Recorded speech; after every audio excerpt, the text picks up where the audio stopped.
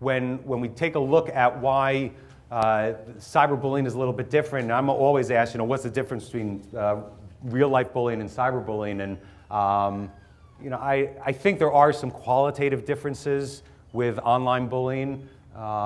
Anonymity is a poorly understood concept. When I talk about anonymity, I'm not really implying only those times that you're signing online, that you're talking to somebody as somebody else, that you're using somebody else's identity. I believe that there's always a little distortion that happens, even with all of us when we're online. I have a brother who's sort of quiet and reticent, and he sends the most beautiful, eloquent emails.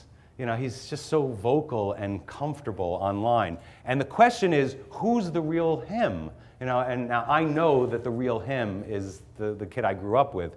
But other people, they do get sort of a slightly different vision of him, an understanding of him. And I think that even when we're talking with colleagues online, it's not very different, but there's always something a little bit different. And I think that when you add to that the fact that there's an element of safety about being online, you apply that to kids, they're going to say things that they wouldn't ordinarily say in the real world. I had first time that this really hit me is I'm sitting in my office, I'm talking to a kid.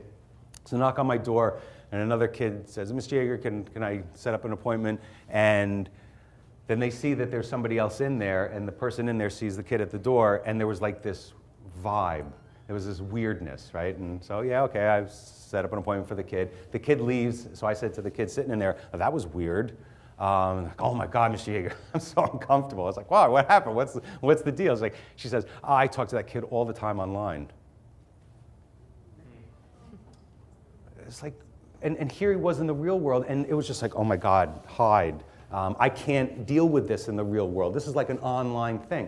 And this was several years ago, and I'm thinking, we have problems here.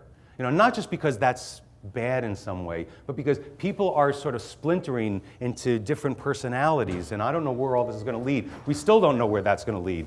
You guys familiar with the term beer muscles? And that was sort of common when I was in high school and college when people would drink, they think they're tougher than they are and pick a fight with somebody that they shouldn't have, or that they're more handsome than they are, and walk up to certain girls, which was just a nightmare. That was a rejection waiting to happen. Now we see text muscles, which basically implies that same thing, that we're tough online.